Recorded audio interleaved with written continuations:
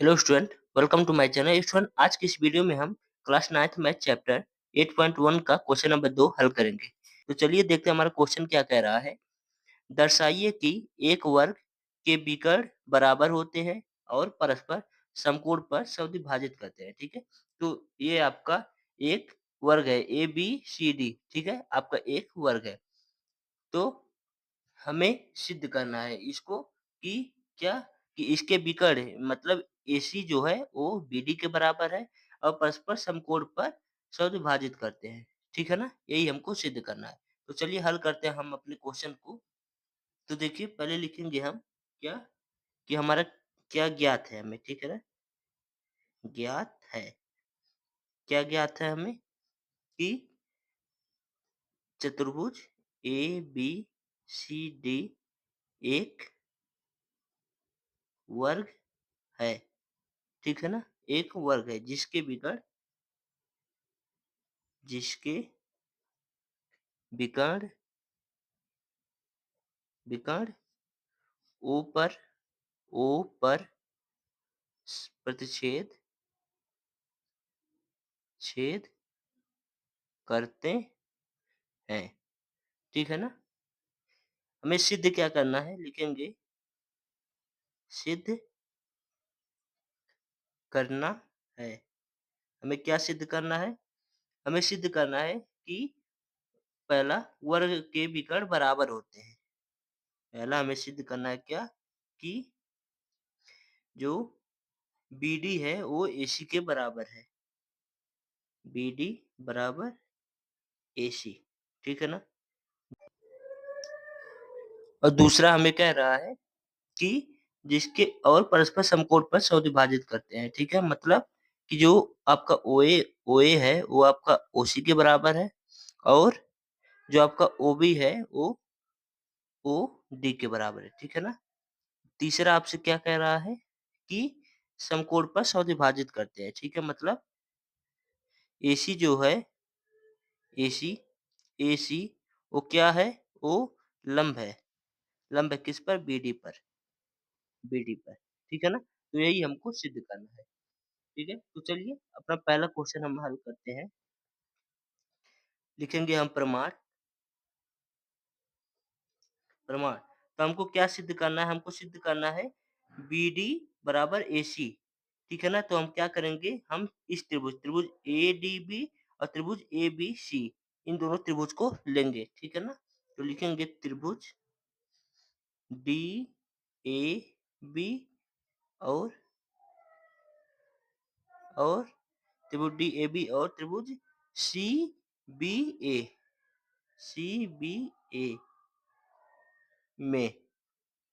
ठीक है ना, तो देखिए इसमें क्या-क्या दिया है आपका, देखिए इसमें AB जो है, AB आधार ये दोनों त्रिभुजों में कॉमन है, तो लिखेंगे हम AB बराबर AB। कैसे, ये आपका उभयनिष्ठ है, उभयनिष्ठ है ये आपका। ठीक है ना, और और क्या दिया है देखिए, आपका जो ए चूंकि एक वर्ग है और वर्ग की चारों भुजाएं बराबर होती हैं, तो आपका AD जो है वो BC के बराबर होगा। तो हम लिखेंगे AD बराबर BC। कैसे होगा, वर्ग की भुजाएं। ठीक है, यहाँ तक समझ में आ गया। और 2 चीज़ें हमें मिल गई। और देखिए हमें पता है कि वर्ग के सभी सभी वर्ग जो है वो सभी भुजाओं पर 90 डिग्री का कोण बनाता है। ठीक है ना, मतलब यहाँ पर भी 90 डिग्री का कोण बनेगा, यहाँ पर भी, यहाँ पर भी, यहाँ पर भी। तो हम लिखेंगे क्या, डी ए बी बराबर कोण डी ए बी बराबर वो क्या होगा आपका कोण सी बी ए, कोण सी बी ए, ये कितना होगा, ये 90 डिग्री होगा। कैसे, वर्ग के कोण। ठीक है ना, ये आपके वर्ग के कोण है। ठीक है, अतः देखिए आपको 3 चीजें मिल गई, 3 चीजें मिल गई ना, इसका मतलब ये दोनों त्रिभुज सर्वांग है आपके। तो हम लिखेंगे अतः त्रिभुज डी ए बी जो है वो आपका सर्वांग किसके, त्रिभुज सी बी ए के। ठीक है ना, कैसे होगा देखिए, आपको 2 साइड मिली है और उसके बीच का कोण मिला है, तो हम लिखेंगे साइड एंगल साइड, ठीक है ना? ये हो गया। तो आपको पता है कि अगर 2 त्रिभुज सर्वांगसम है तो उसके संगत कोण और संगत भुजाएँ भी बराबर होती हैं। तो इसका मतलब क्या हुआ? इसका मतलब बीडी जो है वो एसी के बराबर होगा। तो हम लिखेंगे अतः बीडी बराबर एसी। कैसे होगा ये? ये आपका सीपी-सीटी नियम से होगा, ठीक है ना? चलिए अगला क्वेश्चन देखते हैं। तो दूसरा क्वेश्चन हमसे कह रहा है कि सिद्ध करना है हमें क्या कि ओए बराबर ओसी और ओबी बराबर ओडी। मतलब ओए जो है वो ओसी के बराबर है और ओबी जो है वो आपका ओडी के बराबर है, ठीक है ना? तो चलिए इसको हल करते हैं हम, ठीक है?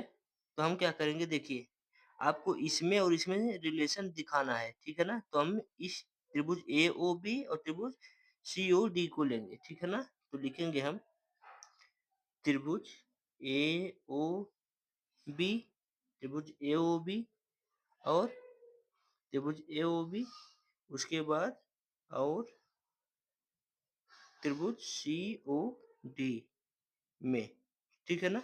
सीओडी में। तो देखिए ये जो है ये दोनों तिर्यक रेखाएँ हैं, एक-दूसरे को काट रही हैं। तो ये जो है ये कोण इस कोण के बराबर होगा। कैसे बराबर होगा? शीर्षाभिमुख कोण। जब 2 तिर्यक रेखाएँ एक-दूसरे को काटती हैं, तो उनके आमने-सामने के कोण बराबर होते हैं, ठीक है ना? तो हम लिखेंगे, क्या लिखेंगे? कोण एओबी, कोण एओबी बराबर होगा, किसके बराबर होगा? कोण सीओडी के, कोण सीओडी के। कैसे? शीर्षाभिमुख कोण, ठीक है ना? ये आपका बराबर होगा। और देखिए देखिए ए वर्ग है, चूँकि इसकी चारों भुजाएँ बराबर है, तो एबी बराबर आपका सीडी होगा। एबी बराबर सीडी। कैसे? वर्ग की भुजा, ठीक है ना? वर्ग की भुजा।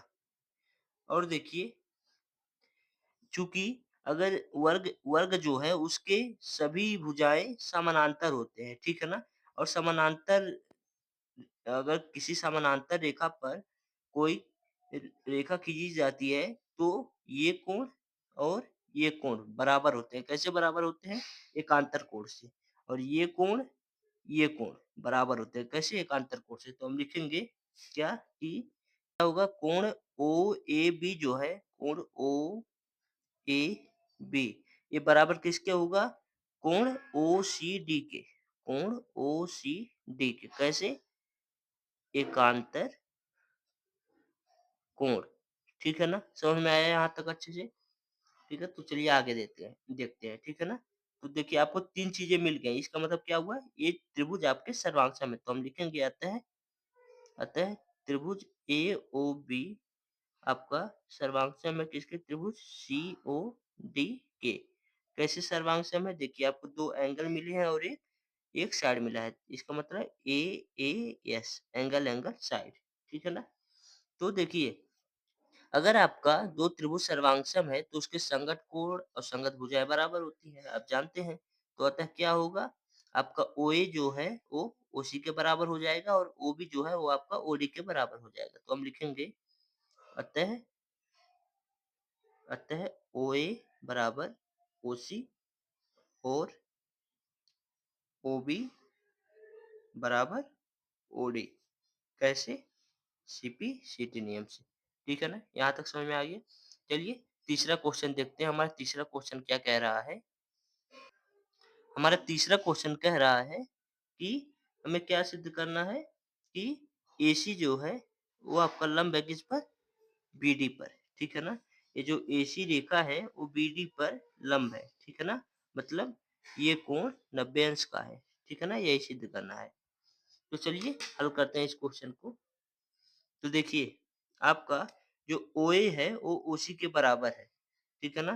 तो हम सबसे पहले क्या करेंगे, हम त्रिभुज एओडी इस त्रिभुज को, ठीक है ना? त्रिभुज एओडी और त्रिभुज सीओडी मतलब इस त्रिभुज को और इस त्रिभुज को लेंगे, ठीक है ना? तो हम लिखेंगे त्रिभुज एओडी और त्रिभुज सीओडी में, ठीक है ना? सीओडी डी में, सीओ डी में। देखिए आपका क्या है, ओए बराबर ओसी है, ओए बराबर ओसी कैसे, ऊपर सिद्ध किया है हमने, सिद्ध किया।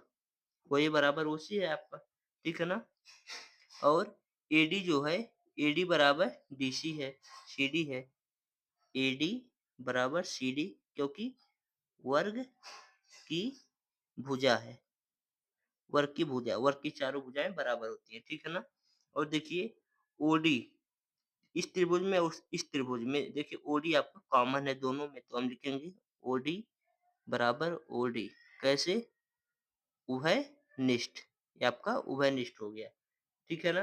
तो इसलिए क्या हुआ, इसलिए त्रिभुज ए ओ डी जो है वो आपका क्या होगा, सर्वांगसम होगा, किसके, त्रिभुज सी ओ डी के, ठीक है ना। कैसे होगा, देखिए आपको तीनों साइड मिली है तो हम लिखेंगे साइड साइड साइड, ठीक है ना। तो देखिए इस प्रकार क्या होगा, अगर त्रिभुज ए ओ डी और त्रिभुज सी ओ डी सर्वांगसम है, तो इसके कोण, कौन कोण, ए ओ डी, ए ओ डी मतलब ये कोण, ठीक है ना। ए कोण किसके बराबर होगा, सी ओ डी के, इस कोण के बराबर होगा, ठीक है ना। लेकिन देखिए ये तो पूरा कोण बन गया एक सरल रेखा पर पूरा कोण बन गया।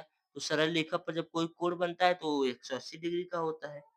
तो हम पहले लिखेंगे क्या, कि हम पहले लिखेंगे इस प्रकार,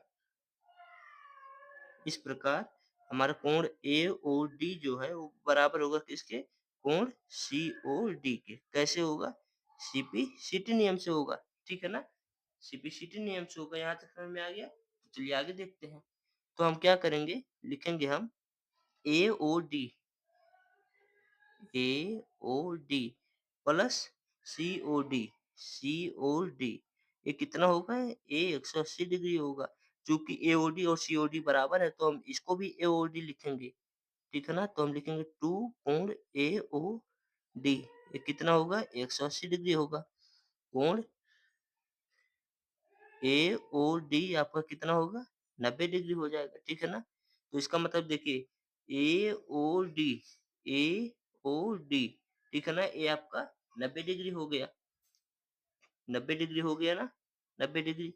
इसका मतलब क्या हुआ, इसका मतलब हुआ एसी आपका लंब है किस पर, बीडी पर, ठीक है ना। समझ में आ गया। देखिए एसी आपका, एसी जो है ये बीडी पर लंब है। आई होप दोस्तों आपको क्वेश्चन अच्छे से समझ में आया होगा। तो इस वीडियो को एक बार दोबारा देखिए और अच्छे से आपको समझ में आ जाएगा, और वीडियो को ज़्यादा से ज़्यादा शेयर करिए। Thank you so much for watching.